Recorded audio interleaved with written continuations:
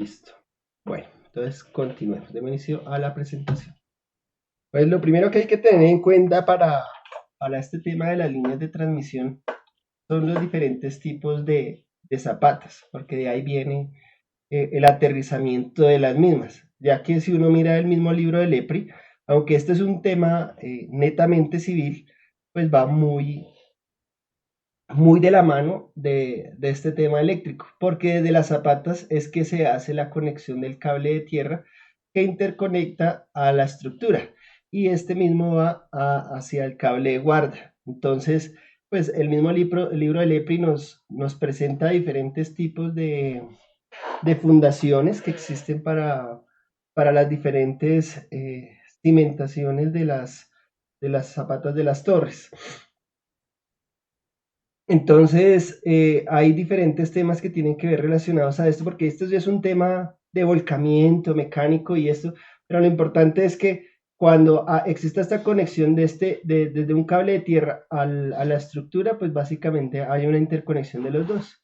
Entonces, mira, por ejemplo, aquí uno pensaría que en esta torre, en esta fundación, no hay conexión a tierra, pero sí la hay.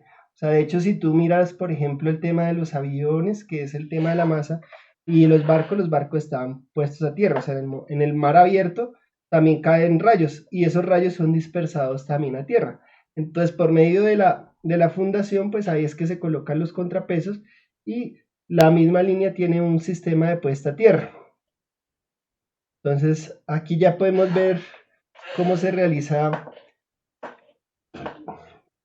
esta parte mecánica o estructural, digo, de construcción de un sistema de puesta a tierra y del tema de la fabricación de la zapata de la torre. Entonces, básicamente, estos son los hierros que constituyen y de los mismos, como va cogido a los perfiles de la estructura, de ahí se saca el cable de puesta a tierra que irá, es, de ahí se saca el contrapeso. Entonces, como podemos ver aquí lo están solamente haciendo una sola punta de puesta a tierra, una varilla, un electro de puesta a tierra vertical, y el cual va con una soldadura y va cogido a la estructura. Entonces, ¿qué es lo que pasa normalmente en estos temas de puesta a tierra de las líneas de transmisión? Ellas tienen un problema que es que casi siempre ya están montadas en las montañas. Y al estar montadas en las montañas, lo que más hay es roca. Entonces muchas veces no se puede hacer el montaje vertical como se ve aquí. O sea, ¿por qué? Porque cuando se entierra el electrodo, lo que sucede es que por más que se golpee, hay roca sólida y ya lo que se hace es dañar el electrodo. Entonces, por ejemplo, en este caso, cupo perfectamente, pero ya está poco a tocar la base de roca. Aquí no se pudo y tocó inclinarlo a 45 grados y aquí ya tocó fue ponerlo vertical, por esa base de roca que hay debajo del subsuelo. Entonces, esa resistividad del terreno, pues, es un problema que afecta mucho, como vimos en la sesión pasada, el tema de la salida de líneas. Entonces, por ejemplo, cuando ya se comienzan a tener arena, roca o ya, por ejemplo, el tema, por decir el concreto, que ya son resistividades de 10.000 ohmios, entonces hay veces que cuando se hacen las mediciones, pues digamos en Bogotá, que cuando se hacen líneas de transmisión o líneas de distribución, pues todo es muy bueno porque las resistividades son por debajo de los 100 ohmios metro en la mayoría. No siempre es así, pero por lo menos Bogotá por su altura y por su suelo húmedo tiene esa facilidad. Pero en otras regiones no pasa eso. O sea, por ejemplo, cuando se hacen perforaciones de pozos o por ejemplo en sitios desérticos, la resistencia ya comienza a ser pues el orden de 500, 1000, 1500, 2000, ¿sí?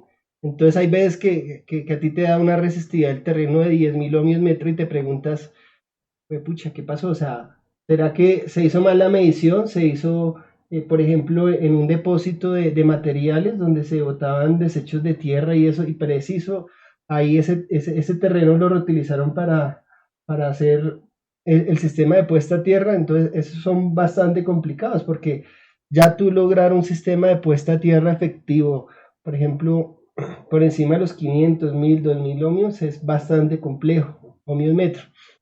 ¿Qué sucede ahí? Que ya no es solamente poner una varilla así de estas como sale acá, sino que va a ser una cantidad de cobre que se necesita enterrar para lograr esa resistividad del terreno. Entonces, sí, esa resistividad del suelo. ¿Qué es lo que sucede ahí? Pues que para construir una línea de transmisión o una línea de distribución o cualquier proyecto, básicamente tiene que ser económicamente viable. ¿Por qué digo esto? Porque muchos de los proyectos uno dice, listo, vamos a lograr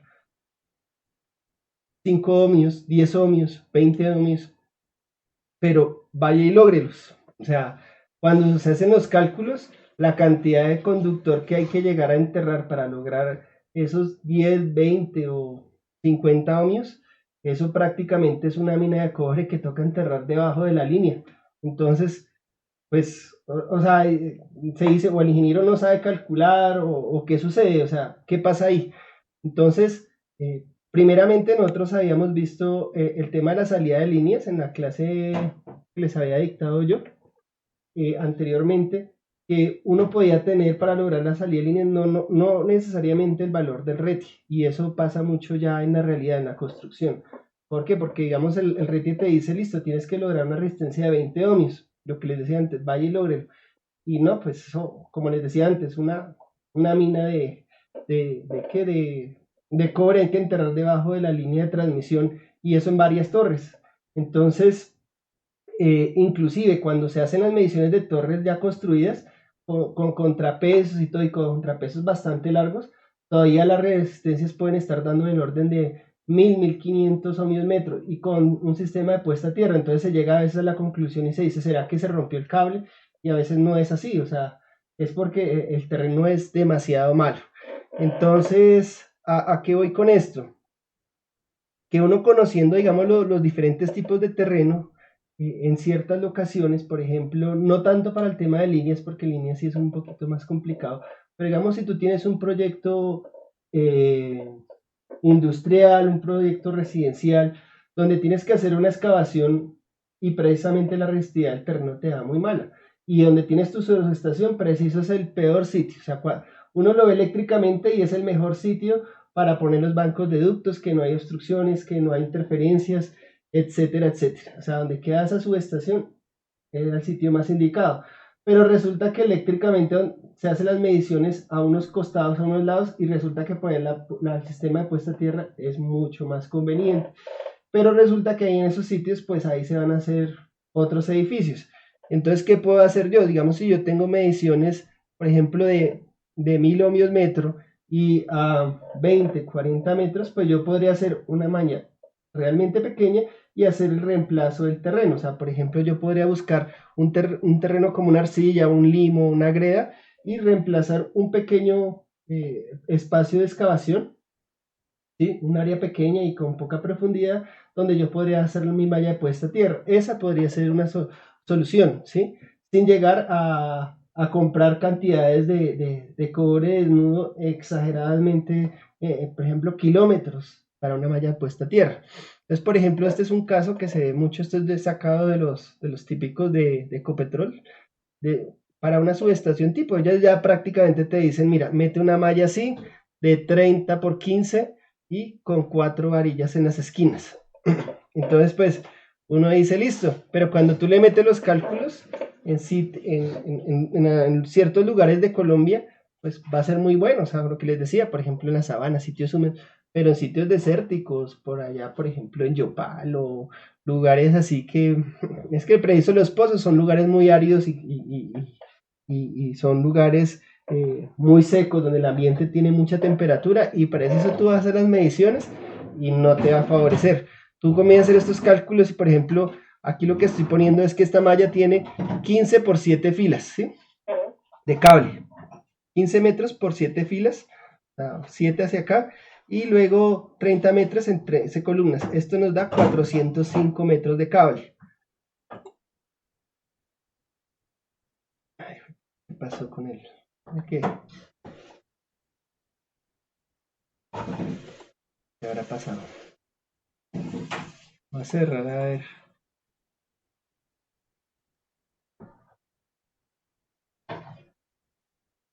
14 en el computador. Miércoles, tengo una falla en el computador, a ver qué pasa.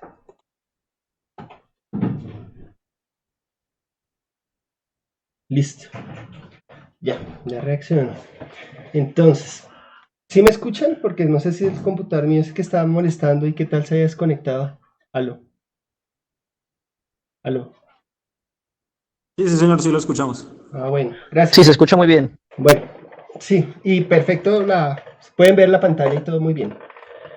Listo, bueno, Sí, señor, entonces estamos. sigamos. Entonces, cuando uno revisa el libro de HMB, el libro de HMB tiene una fórmula que ellos, despejando la tensión de contacto, básicamente pueden saber, para lograr esa tensión de contacto permisible, cuánta cantidad de cable hay que enterrar en el sistema de puesta a tierra para que esa extensión de contacto esté entre los límites permisibles. Entonces, si uno hace ese despeje de esa ecuación, donde básicamente el L tiene que ser menor para todos estos constantes que cuando se calcula un sistema de puesta a tierra, pues también uno puede despejar eh, la constante de resistividad del terreno, ¿sí? Entonces uno puede saber, teniendo una cantidad de cable, cuánto debe ser mi resistividad del terreno para lograr esa tensión de contacto. Esto para una malla, esto es del sacado de la IEEE 80. ¿Sí? Ellos lo que hacen es reemplazar unas ecuaciones en otras y sustituir, pero básicamente el método es muy bueno porque te ahorra mucho trabajo iterativamente hasta lograr una malla que cumpla. O sea, básicamente tú logras un valor objetivo aplicando esa ecuación. En este momento no se ve. Yo lo que he hecho de esta ecuación, sacar el RO de la resistividad del terreno. Entonces, para ese caso que teníamos 405 metros de cable, pues aplicando para una resistividad que miren, para eso era para una planta, creo que era en Yopal o por ahí cerca, en Monterrey, Casanare, creo que era 2500 ohmios metro, se tenía ya. 2500 ohmios era la resistividad del suelo. Ah, no, qué pena, me estoy equivocando ahí. Esa es la resistividad de la roca, del primer nivel del suelo, de la capa superficial, de la grava. Entonces yo, usando esa resistividad de la grava, una corriente de 9.6 kiloamperios, 0.5 es el tiempo de despeje de falla. Y pues lo demás estos son constantes que ya se habían hecho en pasos anteriores para el desarrollo de la malla de puesta a tierra.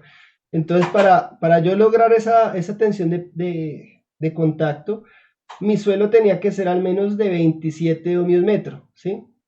27 ohmios metro yo podía lograr para, para esa corriente de 9 kiloamperios que iba a la malla de puesta a tierra. Esta es la ecuación que yo les decía, ¿sí?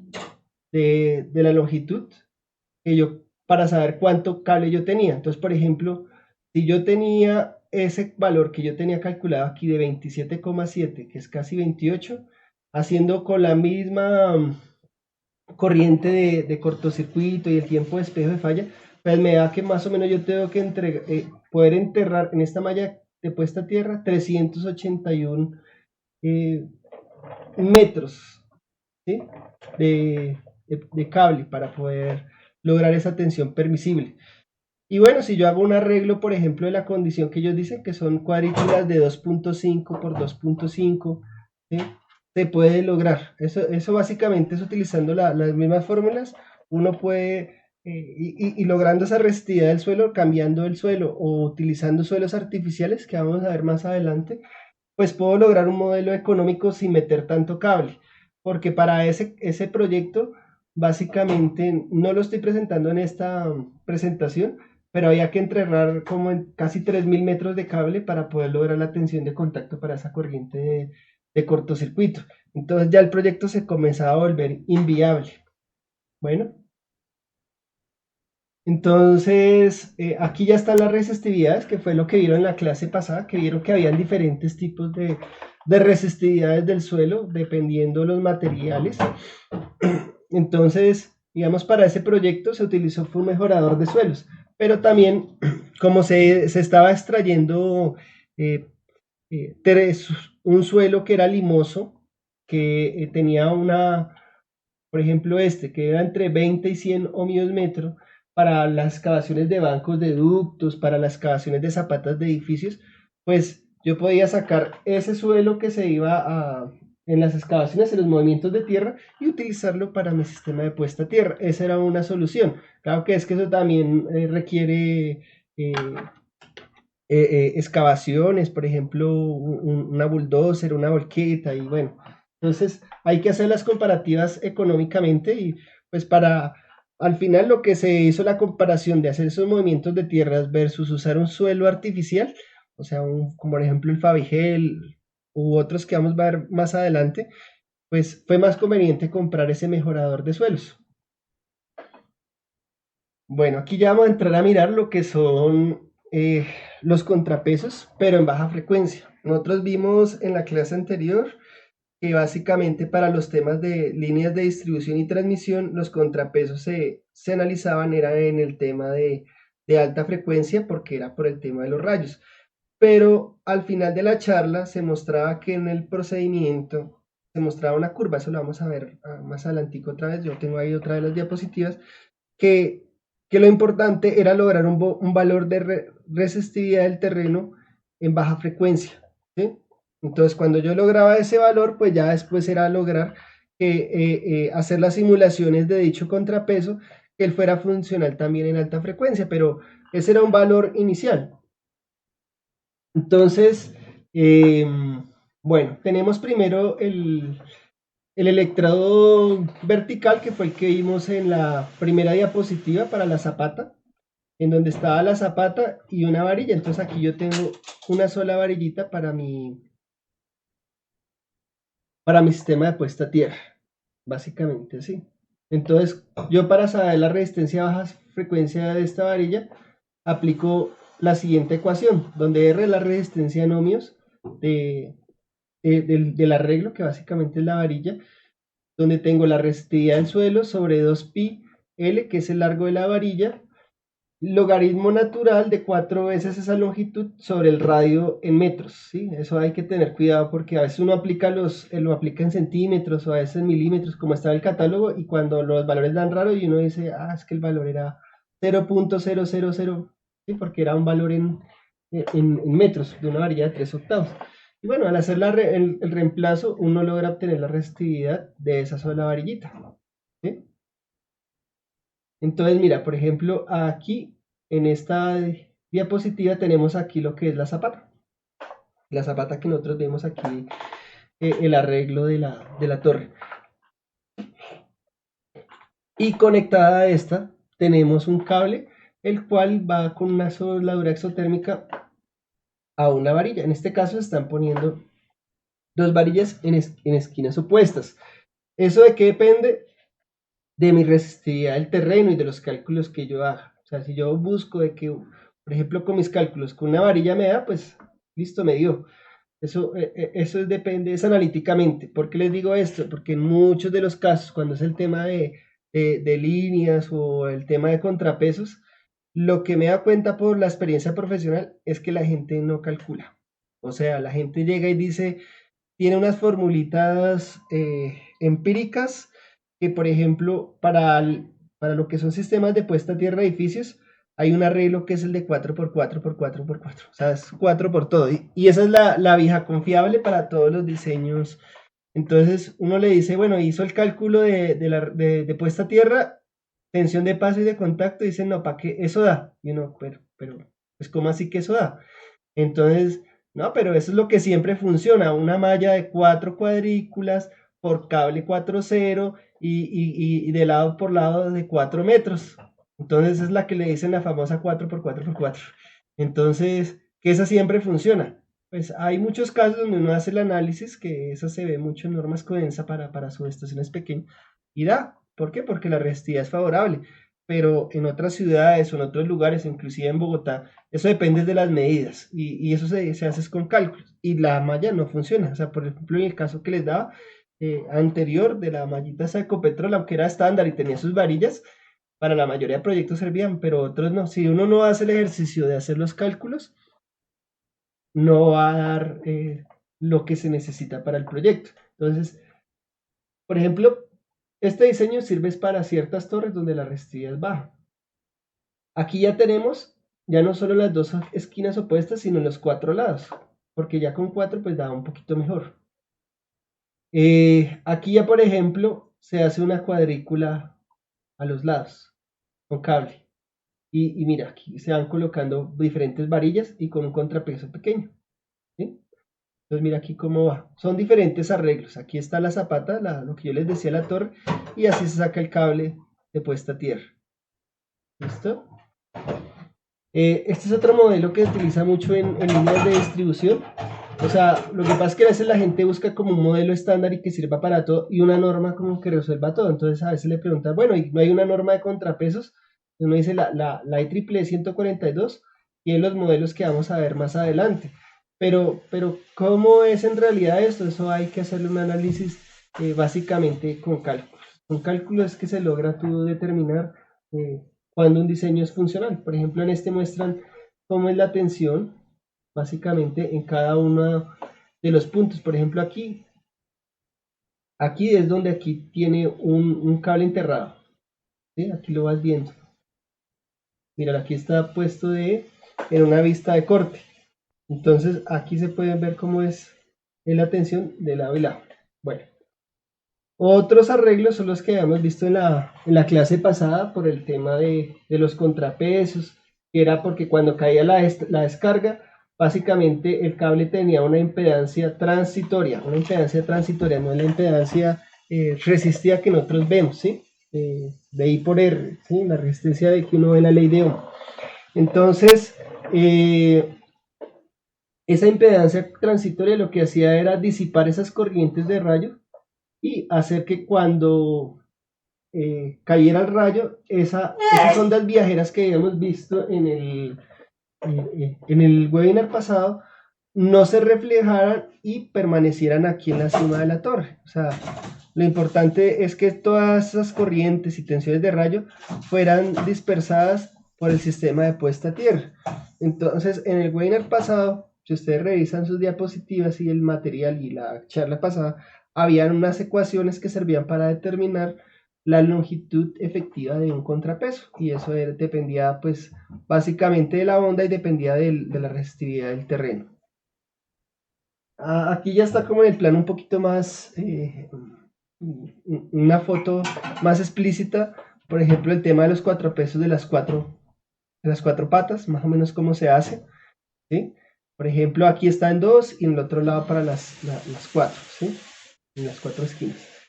También se utiliza mucho el circular, que ese también lo alcanzamos a ver cómo sacar las fórmulas transitorias para poder calcular la impedancia transitoria de esa línea, de ese sistema de puesta a tierra. Y pues aquí está una vista de lado, básicamente cómo se pone el contrapeso en una vista de corte.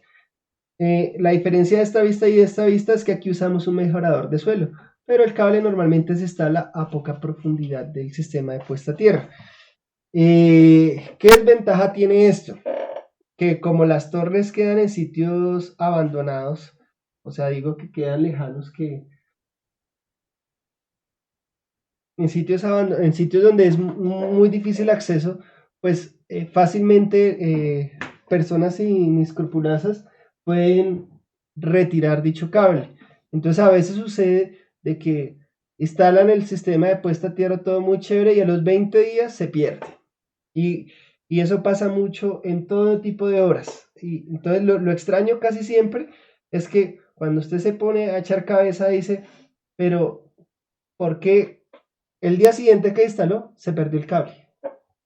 ¿Sí? Si solamente era un proyecto cerrado, era un proyecto tal, que fueron hasta los mismos trabajadores, hasta uno desconfía de sus mismos trabajadores, no quiere decir esto que les eche la culpa, pero precisamente instala un cable, no se alcanza a energizar por el tema del cierre del trabajo y cuando se llega al día siguiente ya no está el cable, ya no está el transformador, ya no está. Entonces hay que recurrir a ciertas prácticas para que no se robe el cable.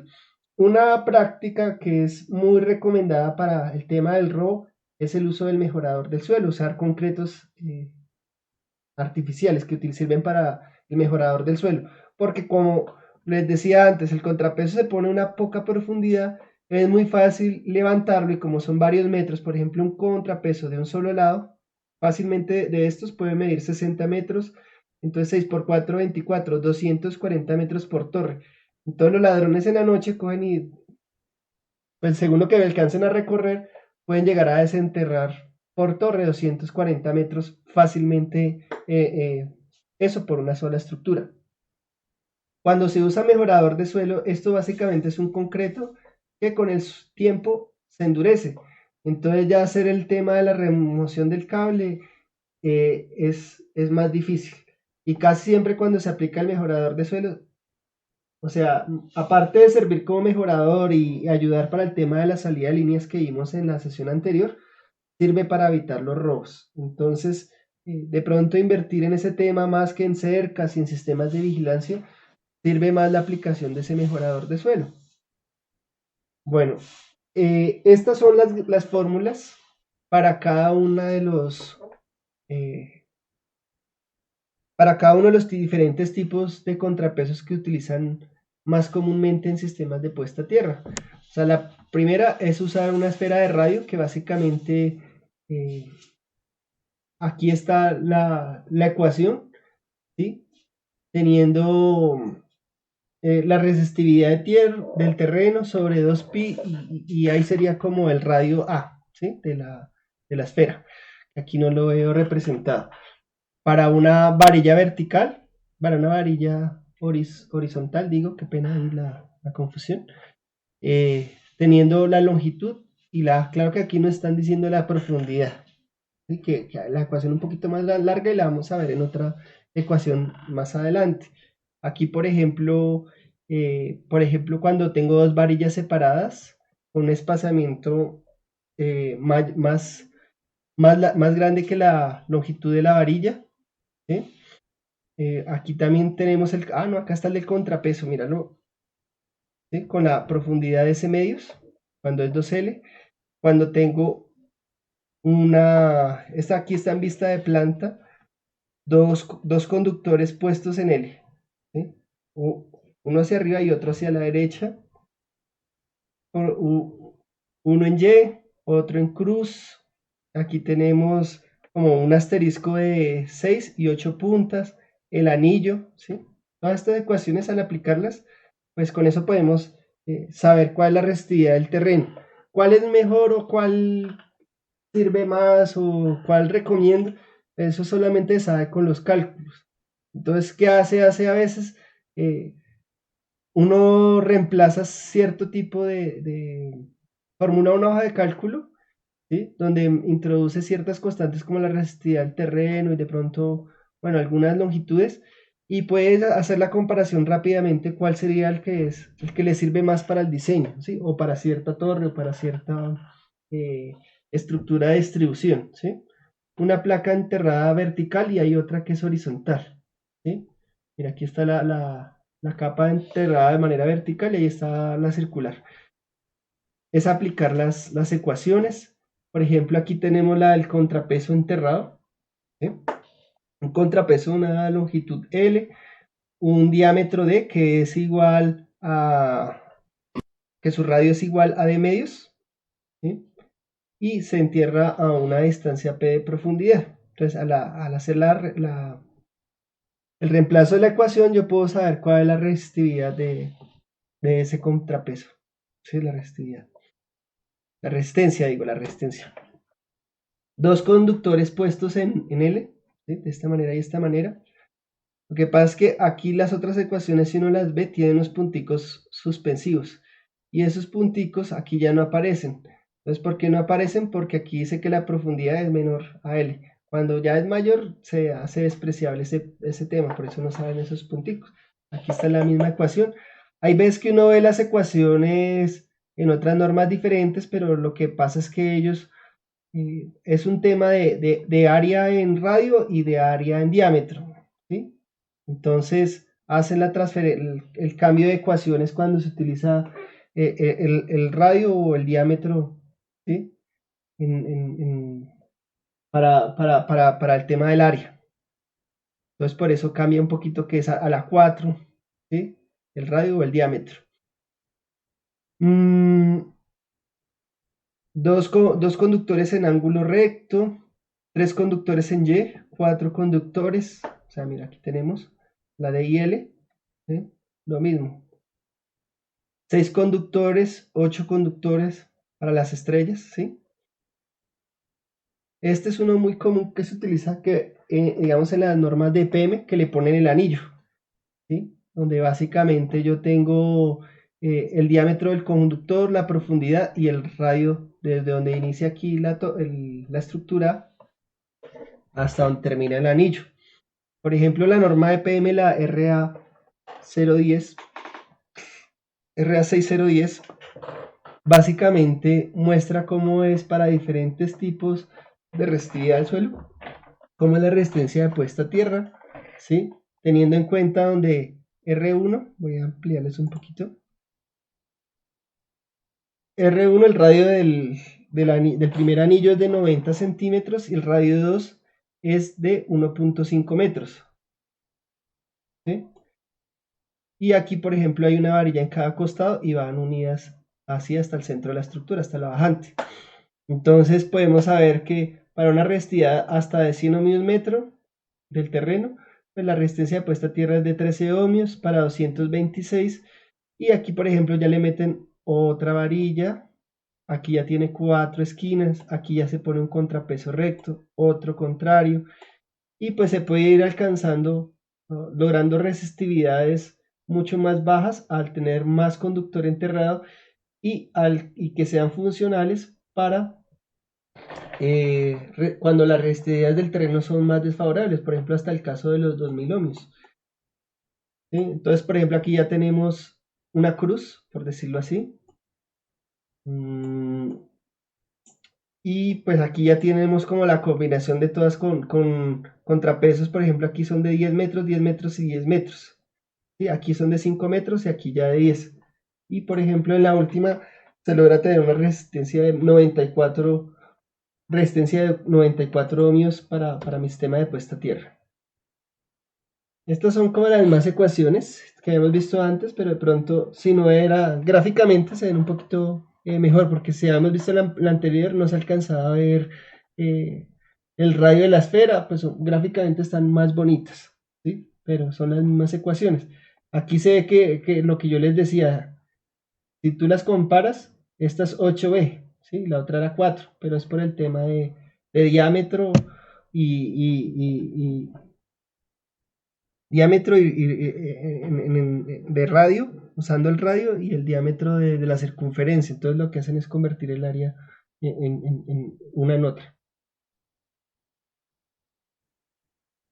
Bueno, este es por ejemplo el ejemplo más típico de los que yo les decía antes, de lo que la gente normalmente usa. O sea, por ejemplo, esta foto de aquí, este lado derecho, es sacado de los típicos de Ecopetrol, donde básicamente pues la gente dice, ¿qué hay que hacer para lograr que mi sistema de puesta a tierra sea efectivo? Pues póngale una delta. Pero entonces, ¿esa delta funciona o no funciona? ¿Cómo sabe uno? Entonces hay gente que dice, sí, o sea, solamente ponga un poste y ponga la delta. Pero ¿qué se le calcula? O sea, esa resistividad que me brinda la delta, ¿es funcional? O solamente como yo les he mostrado para una torre de transmisión, solamente con una varilla funcionaba. ¿Qué pasa con la delta? Entonces, por ejemplo, para yo tener mi resistividad equivalente, ¿sí?, de un sistema de n electrodos, por ejemplo, aquí tengo 2, 3, que sería el caso de la delta, o 4 electrodos, yo puedo llegar y determinar esa resistividad de ese sistema de puesta a tierra, ¿sí?, cuando esas varillas están separadas a un radio A, como se muestra aquí. Y eso depende de la eficiencia del electrodo, usando este método, porque es que hay otro método que vamos a ver más adelante que es un poquito más sencillo, ¿sí? Donde se aplica esta ecuación que me determina la, la eficiencia del sistema de puesta a tierra. No digo la eficiencia, no, porque la eficiencia la vamos a ver más adelante.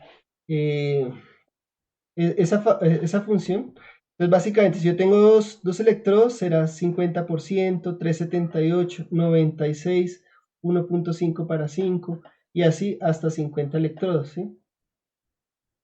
Entonces, por ejemplo, aquí tenemos el caso de un sistema de puesta a tierra con 4 electrodos. Por ejemplo, aquí tengo yo una torre y solamente voy a sacar 4 electrodos a cada lado.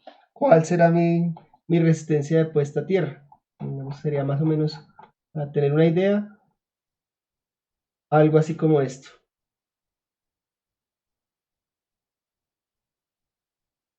Entonces yo tengo N, que es igual a 4 electrodos, el radio de la circunferencia es 3 metros y la resistividad del terreno es de 100 ohmios metro. La corriente que se va a inyectar, aquí se tiene en cuenta la, la corriente que va a pasar por el sistema de puesta a tierra, es de 120 amperios. Y la resistencia efectiva para cada electrodo pues va a ser un cuarto de I de este valor de 120. Entonces ya al realizar los cálculos podemos calcular la eficiencia del sistema de puesta a tierra, ¿sí? Que viene dado por el RO sobre N sobre la resistencia, que básicamente es esta ecuación, 1 más, ¿sí? La función, esta función. Entonces ya al reemplazar las ecuaciones, pues tenemos que para una resistencia de un solo electrodo es de 31.83, ¿sí? Aquí teniendo la resistividad del terreno de 100 ohmios metro y 2 pi por R, ¿sí? El radio de la varillita.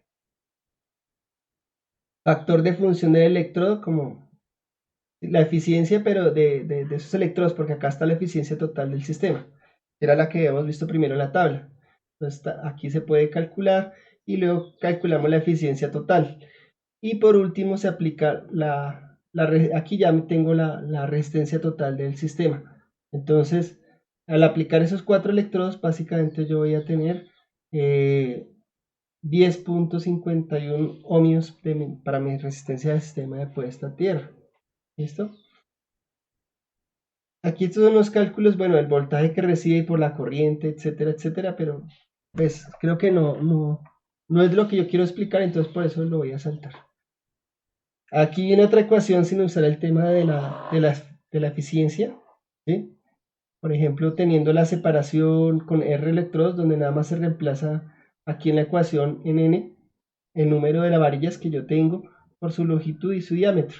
Esta es una ecuación más sencilla, son aproximadas, porque hay muchos métodos digamos, para una sola varilla, hay diferentes ecuaciones, hay muchísimas, hay método de Schwarz y hay entre otros principales hay 3, pero cuando se hacen los análisis dan muy parecidos, entonces hay simplificaciones que logran obtener valores muy similares con ecuaciones más sencillas, cálculos simplificados. Esta, por ejemplo, es la resistencia puesta a tierra de una malla. Cuando yo tengo esta sacada de la IEEE 80, ¿sí? Es la aproximación de Sbirac, donde yo tengo igual la resistividad del terreno, LT la cantidad de cable enterrado, que es la suma producto de la cantidad de cable en X y en Y, y bueno, el área, el área que tiene mi malla básicamente es algo que juega mucho en factor. Cuando yo quiero mejorar la resistencia de puesta a tierra en diseños de IEEE 80, una de las recomendaciones es hacer la malla más grande, ¿sí? Pues, aunque cuando se hace la malla más grande, también se pone más conductor, ¿sí? Esta es la resistencia en un suelo homogéneo. Ya esta tiene en cuenta básicamente con las varillas, porque la anterior no tenía en cuenta las varillas. Entonces se saca un R1 y un R2, que es la resistencia de los conductores, y luego una resistencia de las varillas. Y luego se saca una resistencia mutua entre las dos, haciendo este parámetro. Esto es un procedimiento que trae la IEEE 80. Con esto uno puede determinar la resistividad de su malla. ¿Y esto para qué sirve? Para el tema del GPR, teniendo en cuenta que el GPR es igual, el GPR es la tensión que hay en la malla de puesta a tierra allá abajo. Cuando cae una corriente de corto, pues básicamente es el I por R. Ese I por R de tierra es el RG, me da el GPR, que es la tensión que hay abajo en la malla. Bueno, aquí vamos a hacer el recorderis del tema de impedancia de alta frecuencia, porque es que de pronto la charla de esa estuvo muy dura y también en cierta parte yo estuve verificando la charla y estaba un poquito nervioso y habían pedazos que creo que fueron difíciles de entender. Por eso esperaba que al comienzo de la charla me hicieran alguna pregunta, porque me gustaría saber qué de pronto no les había quedado claro. Habíamos visto el tema de la impedancia transitoria del cable, del contrapeso, que básicamente esa impedancia transitoria está dando por la tensión transitoria sobre la corriente transitoria pico, ¿sí? Lo que utiliza el valor pico, de este valor de aquí. Entonces yo con esos valores, cuando yo logro medir sobre este conductor la tensión pico del rayo y la corriente del rayo en ese conductor, yo logro poder determinar esa impedancia transitoria. Y si la impedancia transitoria era inferior a la impedancia de esa onda, pues mi sistema de contrapesos era correcto. Esto para el tema de la salida de líneas, ¿sí?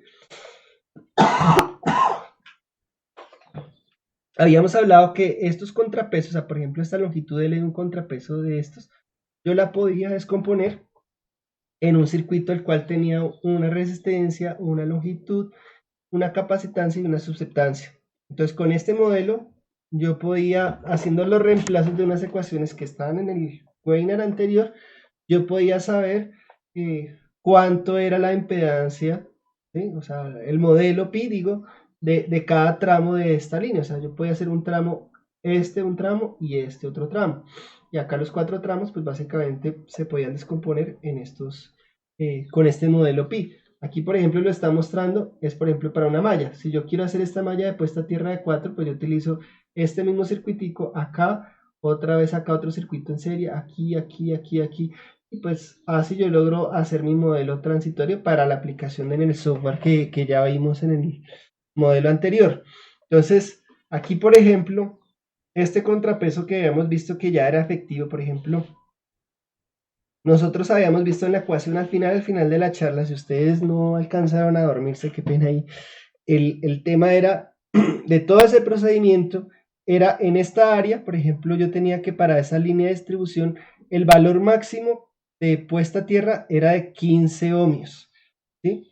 Entonces la tasa de salida de líneas permisible llegaba casi hasta los 200, hasta los, digo, la tasa de salida de línea estaba en el orden de los 15 salidas, 100 kilómetros año. Entonces, lo que me decía el estudio es que yo podía, para esa tal salida de líneas, podía llegar a tener hasta una resistividad de puesta a tierra hasta de 200 ohmios. Por ejemplo, si yo tenía estructuras hasta con esa resistividad de 200 ohmios, mi diseño iba a ser bueno. ¿Qué pasa? Y de pronto que el inspector RETIE me va a decir pilas que no, porque no está cumpliendo RETIE.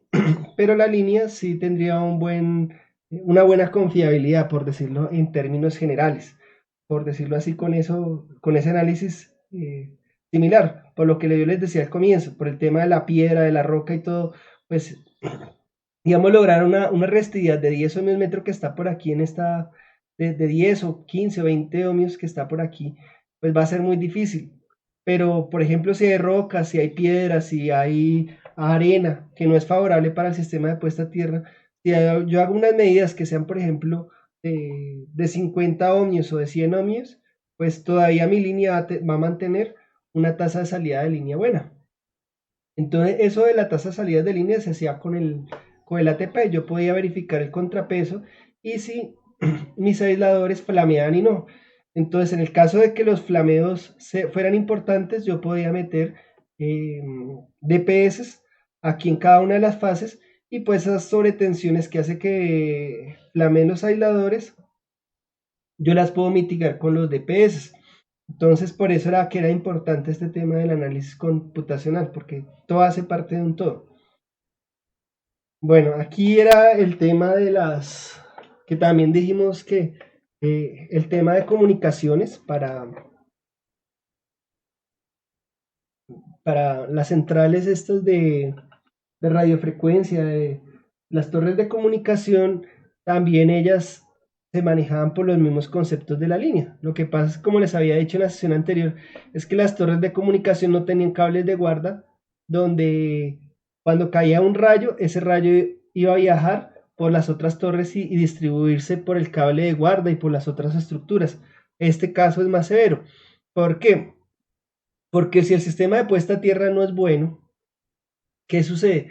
Que esas sobretensiones harán que los equipos que yo tengo acá de telecomunicaciones se dañen los aislamientos o se dañen los equipos. Y también hay el tema del ruido. Entonces, por ejemplo, los manuales de Motorola indican cómo se debe hacer un sistema de puesta a tierra. Entonces, por ejemplo, aquí tenemos un anillo, aquí tenemos contrapesos, acá tenemos un anillo exterior que es el anillo de alta frecuencia para las estructuras que está en la NTC de rayos. Ahí básicamente explica este tema. También se hace un anillo interno perimetral y otro en el suelo, en el techo, ¿sí? Y aquí están básicamente más, esto es lo que explica también el manual de Motorola o el IEEE 242 en el capítulo 5, pues donde nosotros tenemos nuestros equipos, tenemos las varillas para exteriores, la grava, que básicamente lo que sirve es para la que hemos visto en las primeras diapositivas, que es de 2500 ohmios metro más 5000, dependiendo de la norma, que sirve para reducir la tensión de paso, ¿sí?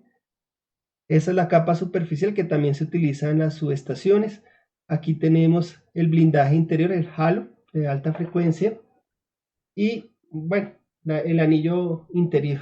Eso son cosas que hay que tener en cuenta para el análisis de, de sistemas de puesta a tierra para torres de comunicaciones. Bueno, ahora vamos a hablar de los mejoradores de suelos, que es otra opción para mejorar la resistencia de puesta a tierra. En este caso, pues estoy mostrando unas fotos del GEM, que es un producto de Erico, pero sus siglas en inglés significa Ground Enhancement Material, que es un mejorador, un material mejorador de suelos, básicamente es. ¿Sí? Aquí este es el uso del suelo artificial, donde lo preparan aquí en un balde y se mete. Entonces aquí, por ejemplo, tenemos el caso de una varilla y aquí un pequeño contrapeso. ¿Cómo se hace? Esto es lo que yo les decía que para el tema de los robos, de las líneas de transmisión. Entonces aquí explican de una manera resumida cómo se hace el procedimiento de instalación. Es que se abre una zanja donde se va a enterrar el sistema de puesta a tierra. Mira, aquí dice que más o menos es a 30 pulgadas del suelo. Y de ancho ellos recomiendan que sea de 10 centímetros, o bueno, 30 pulgadas, aquí también dice que son 76 centímetros, ¿sí? A 0,7 metros se hace la excavación. Primero se hace una capa de 5 centímetros o de 2 pulgadas y encima se coloca el conductor. Luego se coloca otra capa de 5 centímetros y el suelo de relleno. Entonces, ¿para qué me sirve ese mejorador de suelos? Ese mejorador de suelos, si uno lo ve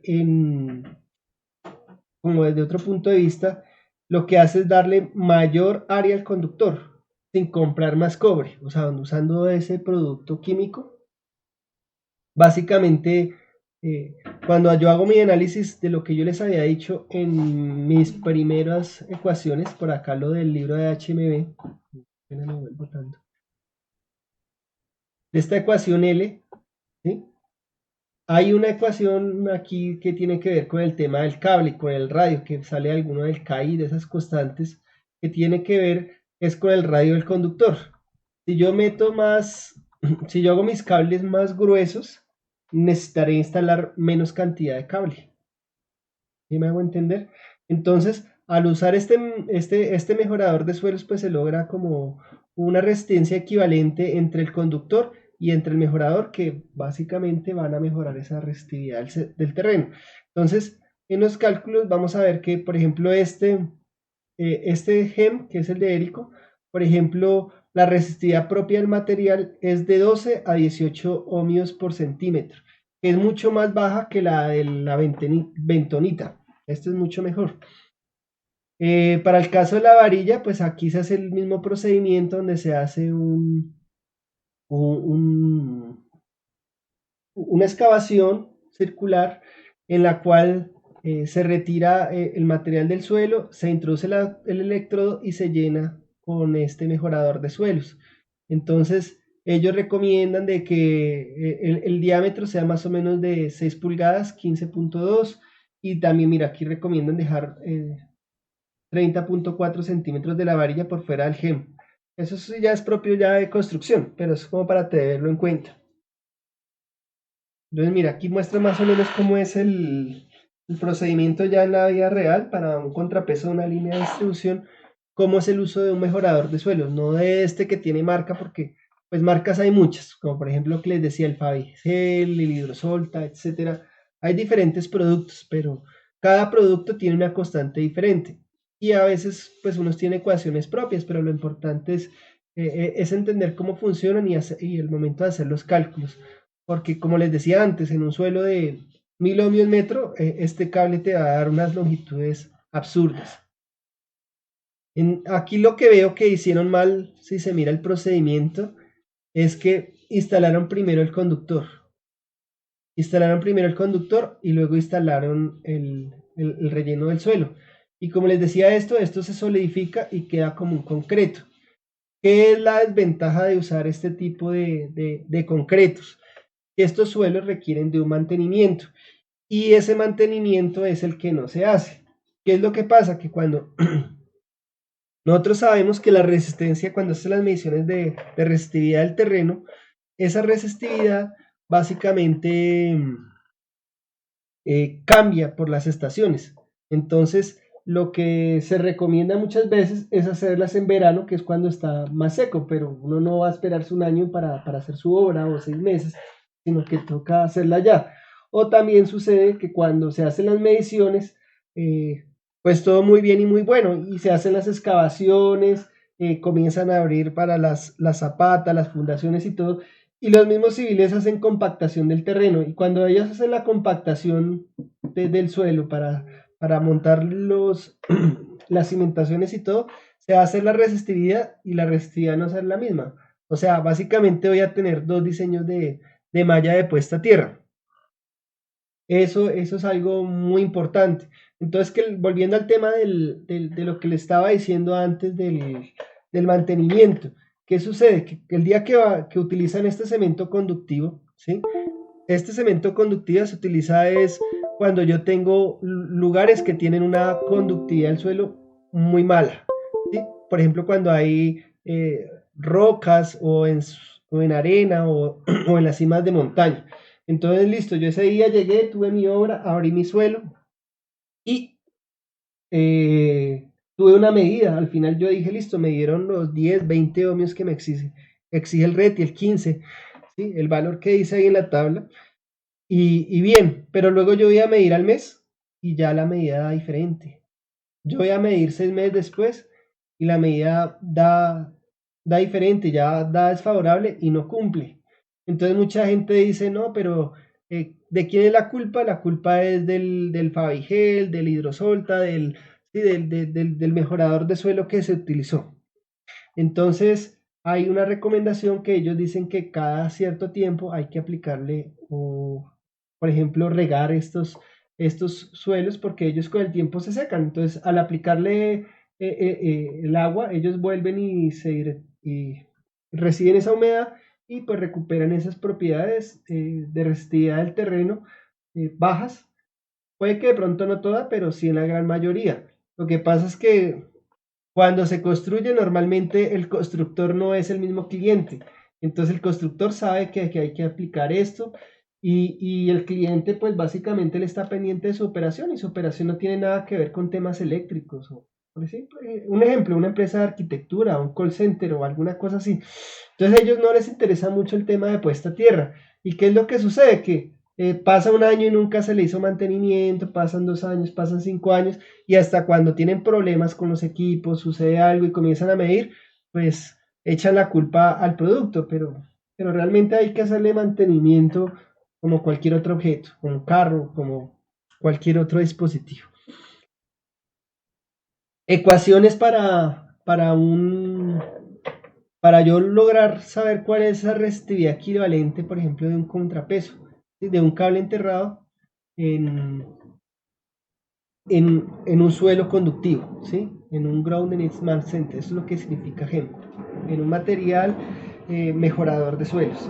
Entonces la resistividad es igual a la resistividad del suelo sobre 2pi por la L, la longitud del conductor. Tenemos aquí la D equivalente, ¿sí? Donde básicamente tenemos la D del ancho, por la D, por la resistividad del GEM, que era la que habíamos visto aquí, que yo se las había dado.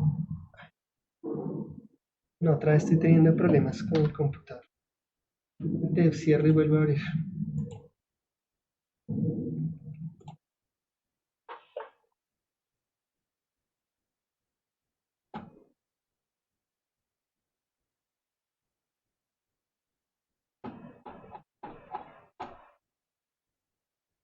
Aquí vamos. Sí, entonces sabíamos que la resistividad de este mejorador es de 12-18. Yo usaría la más crítica, digamos 18, para tener un valor, ¿sí? El menos favorable y poder calcular. Y pues aquí con esto puedo obtener mi resistividad del suelo. Lo mismo es para el caso de la varilla, el mismo, utilizando la resistividad propia de ese material y aplicando estas ecuaciones yo puedo saber cuándo, cuánto esta resistividad. Inclusive dice que estas ecuaciones son aplicables cuando yo tengo concreto, ¿sí? Estás sabiendo cuál es la resistividad de concreto cuando yo envío una varilla. Cuando es circular, aquí igual. Y por último, lo que le gusta a todos, un programita, una hojita de cálculo que haga eso mismo. Pues uno lo puede hacer en un Excel, pero básicamente este fabricante pues te ahorra estos cálculos. Tú básicamente llenas las, las dimensiones, él te dice más o menos, claro que acá no está la pantalla, de qué es lo que tú debes colocar aquí, cuánta longitud, cuánto diámetro, qué es esta longitud, qué es esta, qué es esta, qué es esta, qué es esta. Y tú vas metiendo esos valores y con eso al final te da la resistividad de ese conductor. Digamos, por ejemplo, mi resistividad del terreno antes era de 14.200 ohmios, por ejemplo, para ese. 14.200 ohmios. Eso es más que si fuera el concreto, eso era piedra pura. Y yo aplicando este ejemplo, pues logré reducirla a 24 ohmios. O sea, fue muy bueno. Lo mismo pasa aquí, este es el mismo caso, pero para una varilla.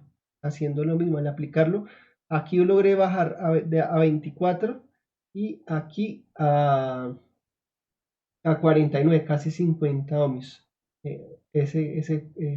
Entonces, como les decía antes, pues esto era hacer esta varilla con una sección mucho más transversal, equivalente. Por eso se veía así en las ecuaciones.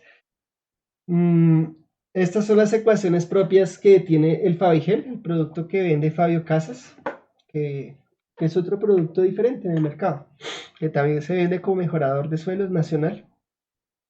Entonces él dice que para poderla aplicar, pues hay que aplicar estas fórmulas y listo. No, no tiene mayor tema para un contrapeso y para una varilla.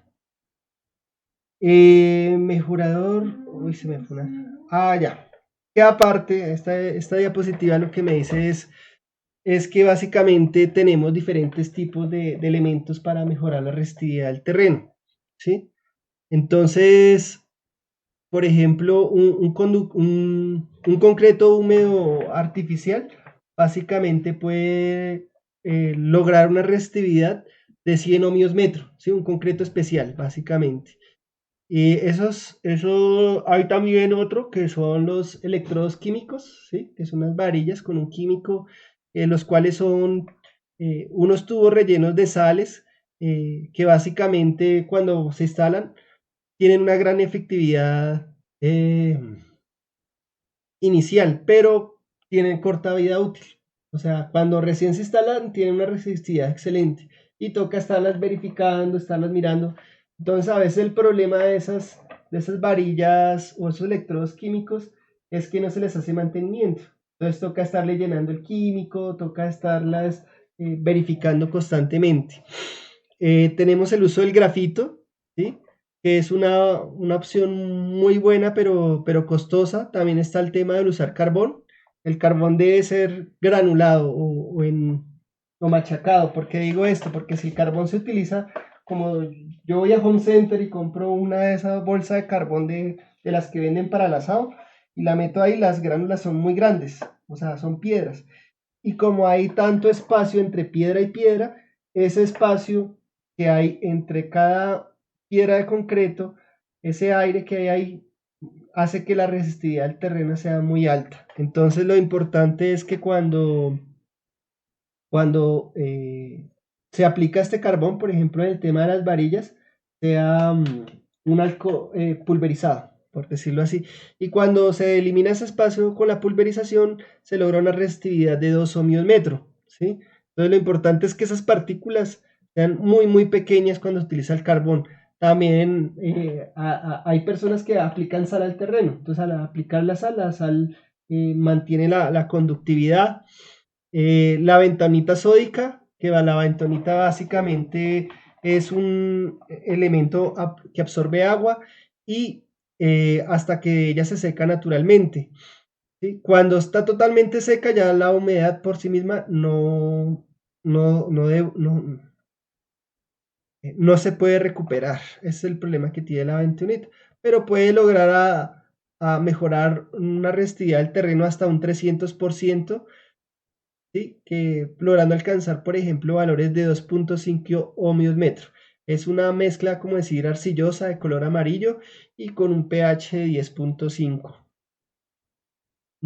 Tenemos por último los suelos artificiales, que básicamente son los que yo les estaba nombrando anteriormente, el gem de érico que es importado, el hidrosolta o el fabigel.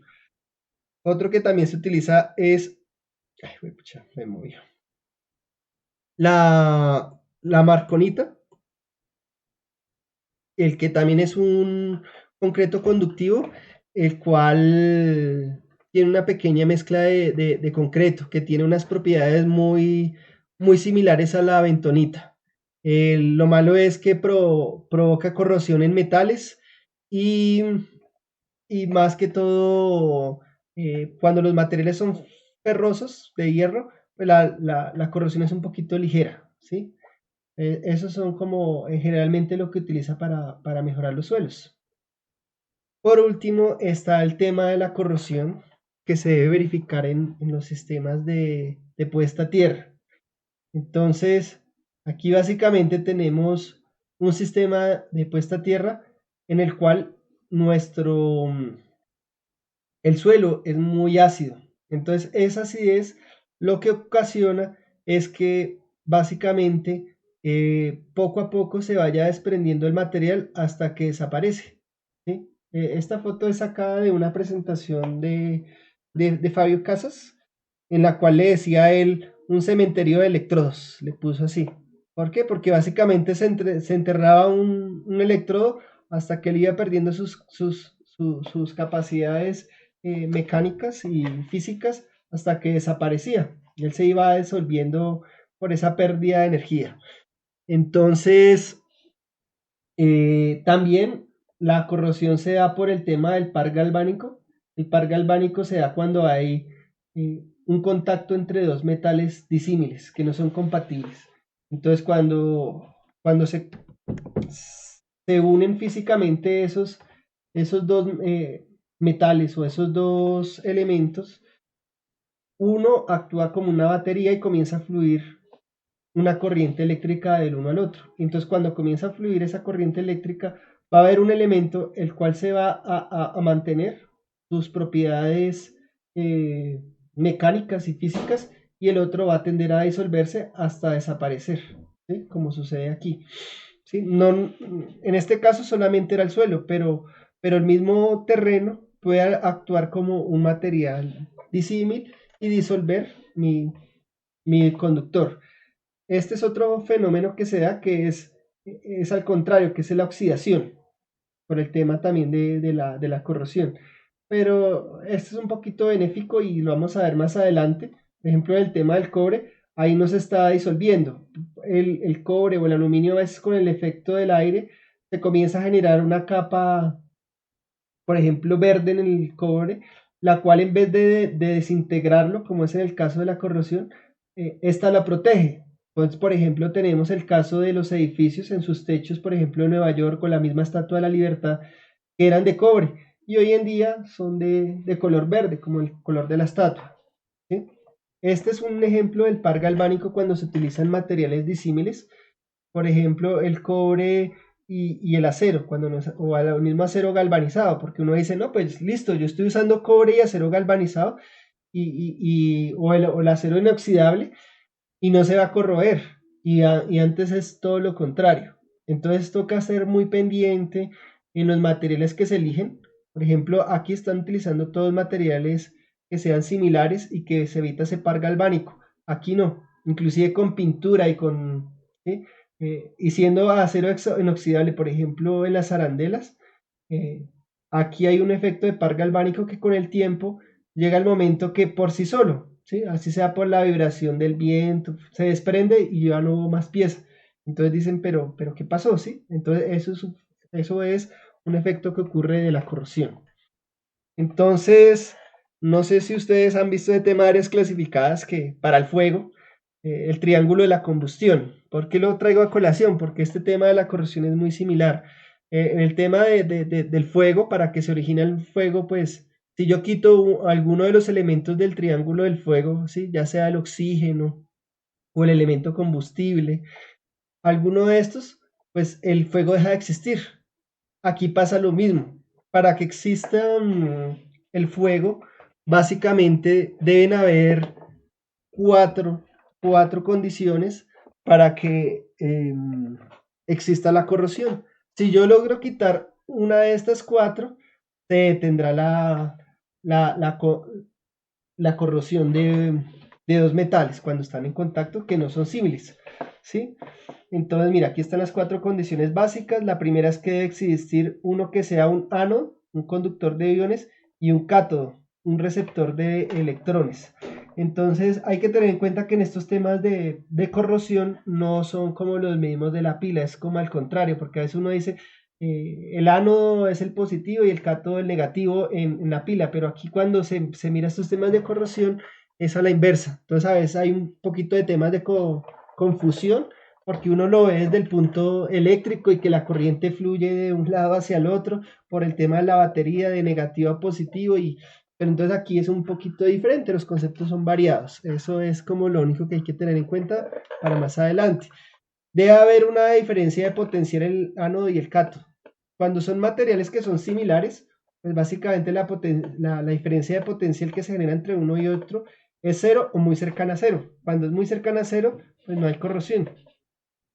Debe haber una colección metálica entre el ánodo y el cátodo, o sea, la misma unión entre los dos, por ejemplo, una arandela de zinc y una tuerca de acero galvanizado, un tornillo de acero galvanizado, pues esa conexión metálica física es lo que hace que haya la corrosión. Si están separados no pasa nada. Por ejemplo, una de las maneras para evitar la corrosión, de lo que le estaba diciendo, es si yo tengo una tuerca que es de zinc y una arandela de acero galvanizado, yo puedo usar otra arandela que sea plástica entre las dos. Y como el plástico es un aislante, pues básicamente no puede haber ni una diferencia de potencial ni una corriente porque el aislante que hay entre las dos impide que haya eh, esa corrosión, porque es un fenómeno tanto químico pero también eléctrico. Y pues lo otro es que el ano y el cátodo deben estar en un medio electrolito. Entonces, el medio electrolito, por ejemplo, para mis sistemas de puesta a tierra, son dos. Uno puede ser, aquí hay agua. Esa agua es mi medio electrolito. O el mismo suelo, ¿sí? En el que yo tengo embebida mi sistema de puesta a tierra. Entonces, por eso a expertos de sistemas de puesta a tierra, una de las cosas que ellos hacen es medir el pH del terreno. Si el pH no es muy bueno para mi sistema de puesta a tierra, pues básicamente va a ocurrir ese sistema porque En ese pH es que está ese medio electrolito, lo que le estoy diciendo. Y por ejemplo, aquí, ¿qué pasa? Bueno, aquí se ve que hay materiales diferentes porque los cables son de acero y aquí se ve que es un material blanco. Puede ser acero, puede ser aluminio, puede ser, no lo sé con exactitud, ¿sí? Pero el mismo aire sirve también como un medio electrolito, ¿sí? Por ejemplo, en lugares salinos, el aluminio no es muy recomendable porque él tiende también a dañarse por este tema de la corrosión. Pero entonces, ¿cuál es el medio electrolito? El aire, ¿sí? O en los barcos. Los barcos también en la parte de la popa, donde está, en la parte de arriba, no lo que está en el agua, el mismo ambiente sirve como un medio electrolito, ¿sí? Entonces, digamos aquí lo mismo, el medio electrolito aquí, ¿cuál es? Porque acá no hay nada que donde esté embebido y ocurre la corrosión, es el aire. Bueno, ¿cuál es el medio más común que nosotros conocemos en la industria para este tema de la corrosión? Pues para poderlo mitigar o básicamente, pues cuando uno tiene así materiales disímiles, eh, no, qué pena, ahí me equivoqué. Ahí estoy diciendo, lo que es más común que uno ve en el mercado básicamente son las varillas Copperweld, que normalmente las varillas Copperweld son varillas hechas de un material el cual es el acero galvanizado, ¿sí? Y el cual es recubierto de una capa de cobre. Aquí básicamente hay par galvánico. ¿Por qué no se oxida este par?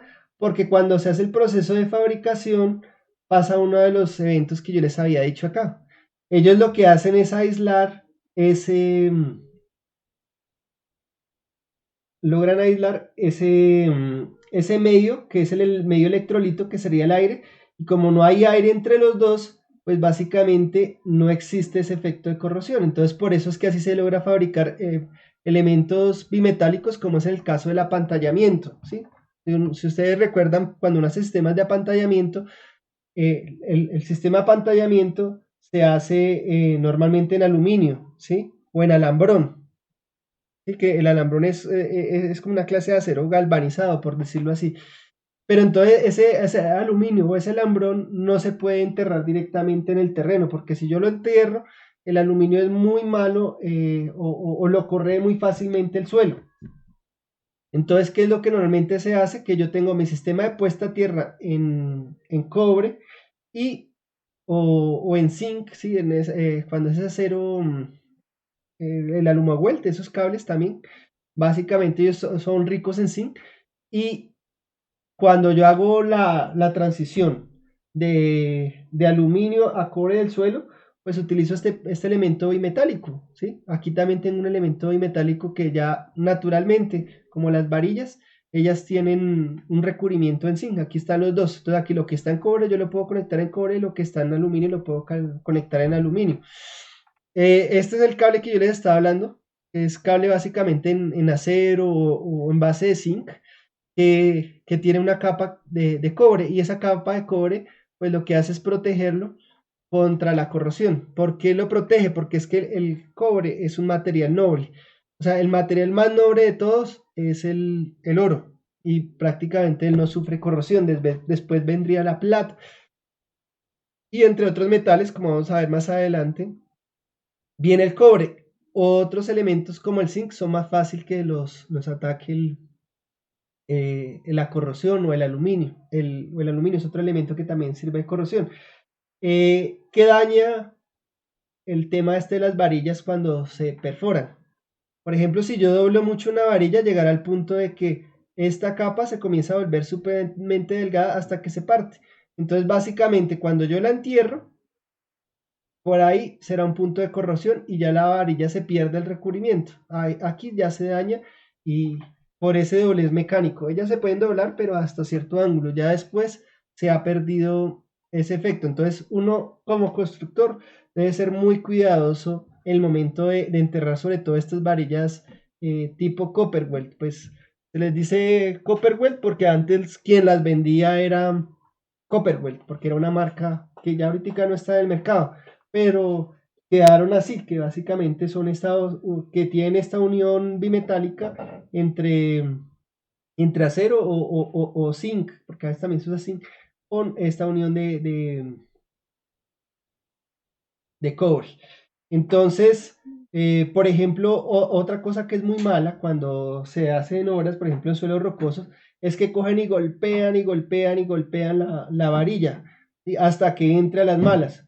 Entonces, en suelos rocosos eso es malo porque primero se deforma y segundo, cuando hay piedras que son muy gruesas o el material es muy duro, lo que hace es rayar la varilla. Entonces, estas varillas son fabricadas con una ligera capa de cobre, ¿sí? Pues eso ya está normalizado. ¿Cuánto es el espesor en micras o de pronto en milímetros? No sé muy bien, pero no quiero equivocarme, de, de estas varillas.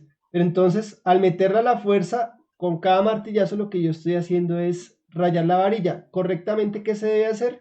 Como se mostraba aquí en el tema del GEM, ¿sí? Si yo voy a meter mi varilla, pues debo abrir primero el hueco y luego meter mi varilla y luego meterla así como está aquí. Y luego sí meter la varilla y luego rellenarla con el mismo terreno, ¿sí? Sin usar un mejorador de suelo. Entonces, de esta manera yo protejo la vida del electrodo.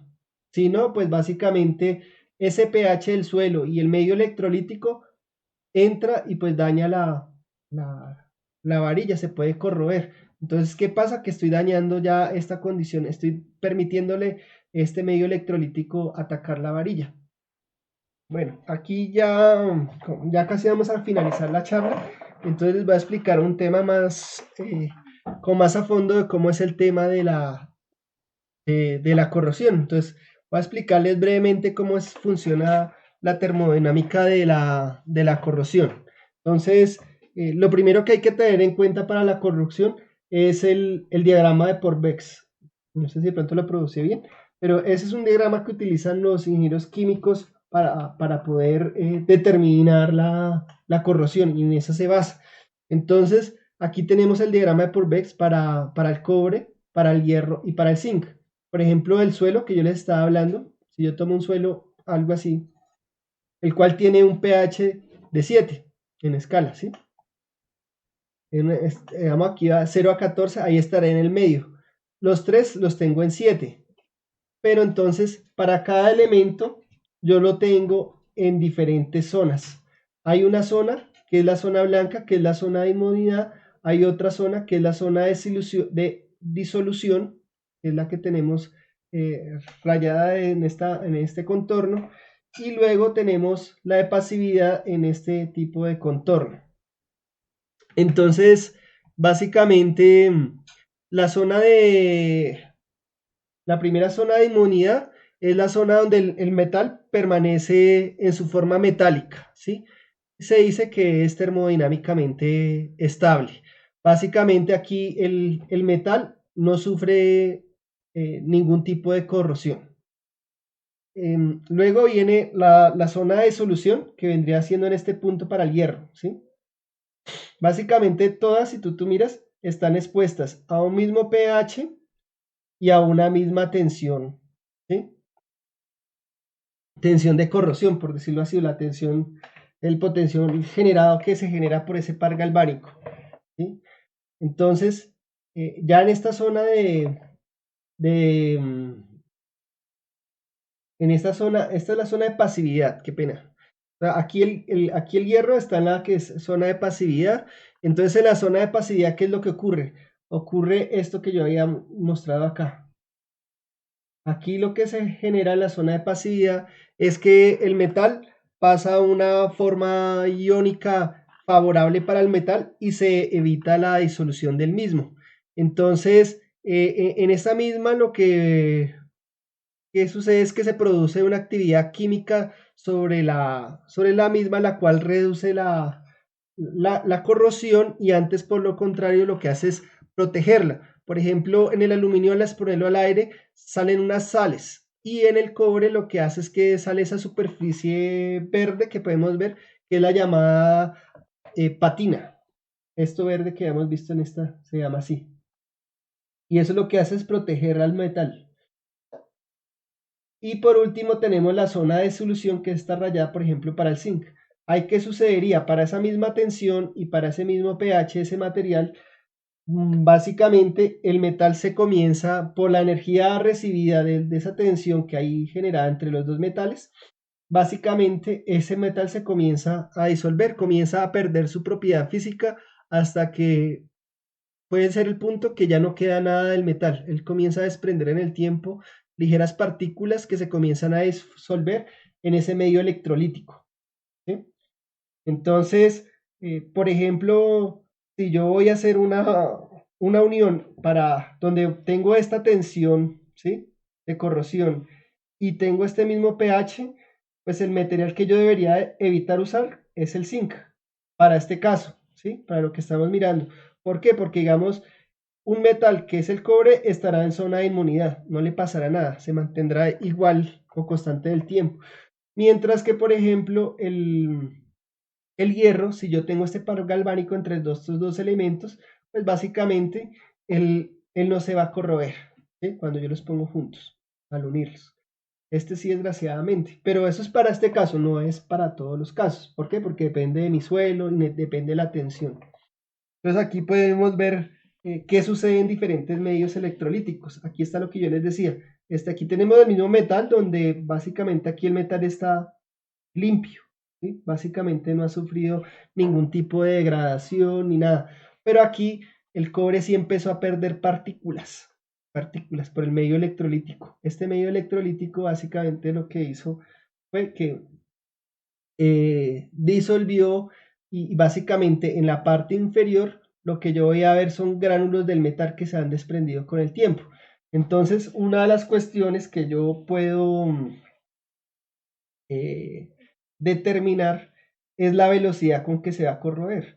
O sea, puede que aquí en este instante, o cuando se hizo esta muestra, aquí también exista la corrosión, no quiere decir que sea inmune, pero la aceleración con que ocurre la corrosión es mucho menor, o sea, la velocidad con la que se va a corroer va a ser mucho menor en el tiempo. O sea, por ejemplo, aquí pueden pasar 5 o 10 años para que esto empiece a desprender algún tipo de partícula, mientras que aquí puede ser un día, 2 días o una noche que se puso y ya el metal esté así. Y si yo lo dejo en 10 años, cuando voy a ver, ya no hay metal, solamente veré el plástico y algunos accesorios de algunos otros metales. Es como lo que le quiero dar a entender. Entonces, ¿cómo hago yo para saber cómo se determina esa velocidad de corrosión? Entonces, esa velocidad de corrosión se determina con las curvas de polarización, que básicamente es el versus de dos parámetros. Entonces, lo que yo hago es poner en contra ahí lo que es la densidad de corriente que pasa entre los dos materiales y la diferencia de potencial. Entonces, por ejemplo, yo tengo la curva de polarización, la cual es anódica para el zinc, que es esta azul. Tengo la del hierro, que viene siendo esta, y la curva catódica del cobre, ¿sí? Entonces, ¿por qué se dice que es anódica o catódica? ¿Sí? Depende, por ejemplo, lo que yo les quiero decir es de la posición, ¿sí? Cuando un metal es menos noble, actúa como ánodo, ¿sí?, que vendría estando por este lado. Y cuando un material es más noble, actúa como cátodo. El material más noble, que es por ejemplo lo que yo les decía, el oro, la plata, el cobre, tiende a conservar su propiedad física y no se va a disolver. Pero el material que es menos noble es el que va a tender a desprender metales. Entonces, si nos damos cuenta, cuando yo uno dos metales, por ejemplo, entre el zinc y el hierro, y el zinc y el cobre, pues tengo aquí dos diferentes puntos que están básicamente a la misma tensión de, de corrosión. Entonces, para esa misma tensión de corrosión, básicamente tengo dos corrientes. El que tiene mayor corriente será el que será más rápida esa aceleración de degradación del material. Entonces, aquí, ¿quién la tendrá? Cuando tengo la unión entre zinc y acá, hierro. Ese será el que, ahí básicamente hay una reducción de electrodos, las cuales hacen que haya un mayor par galvánico, ¿sí? Otro factor que hay que tener en cuenta es que si ustedes miran las curvas, es que todas están hechas a 1 centímetro cuadrado. Una de las maneras para cambiar la tasa de, de corrosión entre dos metales es cambiar las relaciones de áreas, ¿sí? Si yo, por ejemplo, esta curva ya no es de 1 centímetro cuadrado, sino 2, esta curva se podría, espérate, a ver, saco las herramientas acá para rayar. Esta curva la podría dar por acá, algo así, para 2 centímetros. Y ya el punto es diferente, ¿sí? Algo así. Entonces, ¿qué se debe tener en cuenta cuando se grafican esas gráficas? Básicamente es que el elemento que sirve como cátodo siempre debe tener mayor área superficial. Con eso se evita la velocidad de corrosión, ¿sí?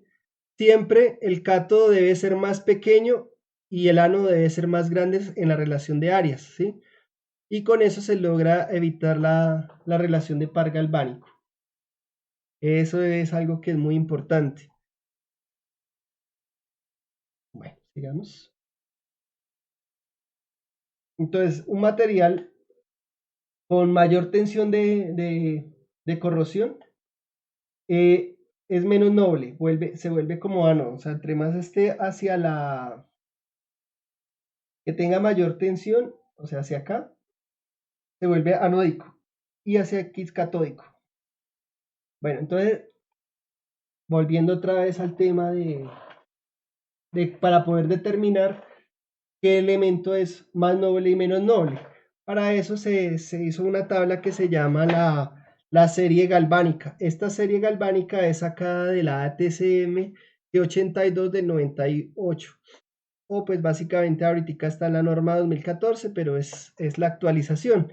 Y esa lo que hace es darnos cómo es el rendimiento o el performance que tiene cada metal ante la corrosión.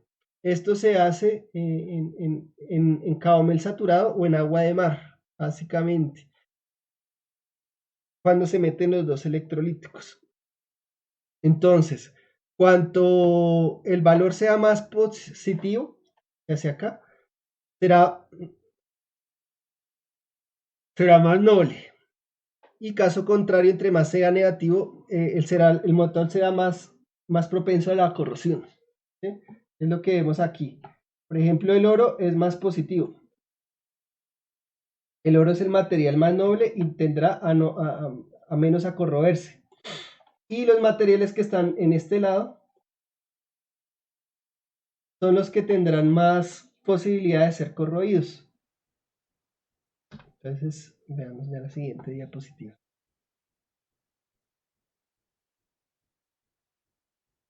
Aquí vamos a hacer el cálculo de cuánto es la tensión de corrosión entre estos dos elementos. Si yo, por ejemplo, tengo una solución electrolítica por las cuales pasarán electrones de un metal a otro, iones por el medio electrolítico, para lograr saber cuánto es la diferencia de potencial de corrosión entre estos dos. Entonces, por ejemplo, en este lado yo tengo lo que es el hierro y en este lado el cobre. Entonces, lo que dice es que el delta de corrosión es el metal 1 menos el metal 2, ¿sí? Entonces, el metal 1 siempre se coge el que está más abajo en la lista, desde aquí. Entonces, yo tengo cobre, que es igual a 0.34, el cual tiene dos iones, o sea, tiene dos electrodos que viajarán al hierro, que también tiene dos iones. Entonces, tengo 0.34 y menos 0.44, que aquí está, ¿sí? Entonces, la tensión propia del cobre es de 0.34 para esa corrosión y la del hierro básicamente es de menos 0.44, que era negativa, mírala acá, que era ese material ferroso.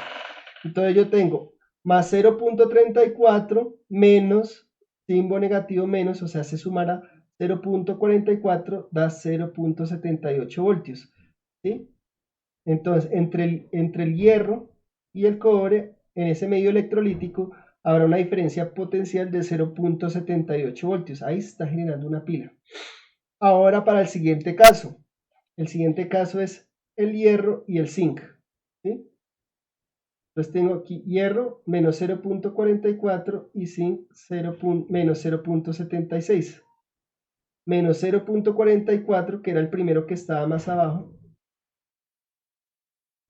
menos 0.76, que es el del zinc, ¿sí? Yo los veía hacia abajo, estaba más abajo el 0.44 y luego el zinc menos 0.76.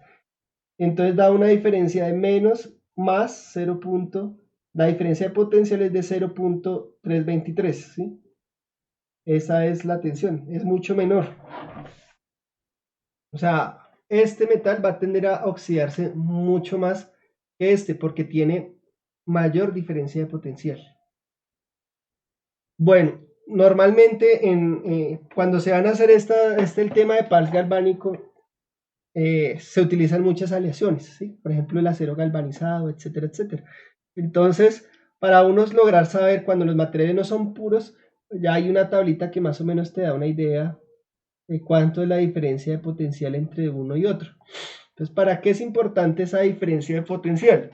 La norma IS 60943 del 98 recomienda que uno, cuando se van a unir dos metales, lo más recomendable es que la tensión no pase más de 0.35 voltios, ¿sí? Como es aquí este caso. Pero cuando son, por ejemplo, mayores ya 0.5 voltios, ya eso no se debe hacer. ¿Por qué? Porque la velocidad de corrosión va a ser muy grande. Entonces, por ejemplo, en esta tabla es de un proveedor de elementos de apantallamiento, de este mismo Erico. Entonces, ellos en esta tabla utilizan los metales más usados en sistemas de apantallamiento y pues muestran cómo es el par galvánico entre la unión entre uno y otro. Por ejemplo, entre cobre y cobre, pues da cero porque los dos están al mismo potencial. Pero entonces, al irlos cambiando, al ir pasando entre, por ejemplo, plata y plata, plata y níquel, plata y monel metal, no sé cuál es ese. Entonces, plata y cobre se podría usar, ¿sí? Entre acero galvanizado, plomo, zinc, por ejemplo, entre plata y zinc no se puede porque da más de un voltio. O sea, prácticamente pues, la plata al ser más noble no le va a pasar nada, pero el zinc se va a deteriorar mucho. O sea, prácticamente va a desaparecerse. Entonces, una de las que más se usan es, por ejemplo, la unión entre hierro y aluminio. ¿Por qué? Por ejemplo, si yo hago aquí el cálculo rápido.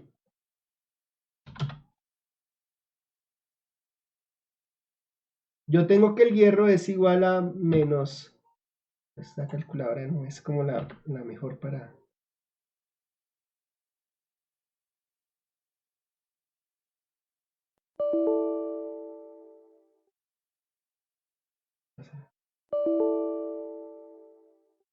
Pucha, todo sale mal preciso a último momento.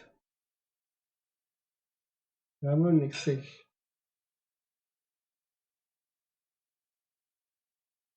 Entonces yo tengo aquí como.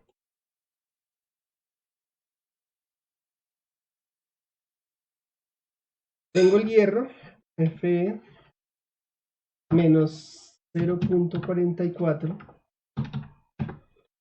y el aluminio. Tengo aquí el aluminio que es menos 1.70. Entonces al hacer las ecuaciones de este menos este da 1.26. Qué mal ahí. Qué mal ahí porque no. No, de hecho en esta no podría dar. Esta no se puede usar. Tampoco, porque da una muy alta. Me equivoqué ahí, disculpen ahí. ¿Sí? Entonces, así de esa manera como la estamos sacando, básicamente se puede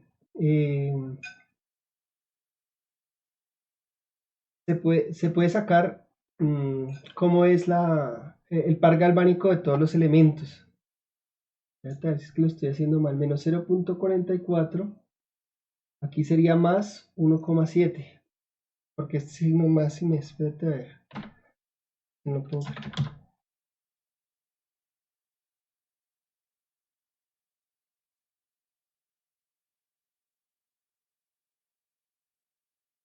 Calculadora.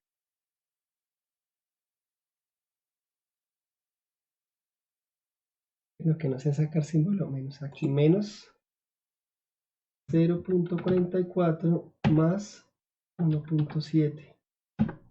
2,44. Bueno. Y pues básicamente era eso. O sea, esos son los tres temas que les quería brindar aquí en la explicación. Entonces, utilizando, digamos, esta tablita que les voy a compartir, se puede determinar cómo es el par galvánico y cuando, por ejemplo, entre diferentes elementos de tierra. Por ejemplo, cuando se utiliza acero o un cable de zinc, por ejemplo, el que se utiliza para las líneas de distribución, ese cable, eh, ese cable al enterrarlo, el cable que es en base de zinc, ese cable, por ejemplo, al unirlo con el aluminio, con el acero, con otro material, pues cómo va a ser la tasa de corrosión, ya sea abajo de la tierra o afuera de la misma. No sé si tengan alguna duda, ya sería todo por esto, por esta parte de la presentación por parte mía.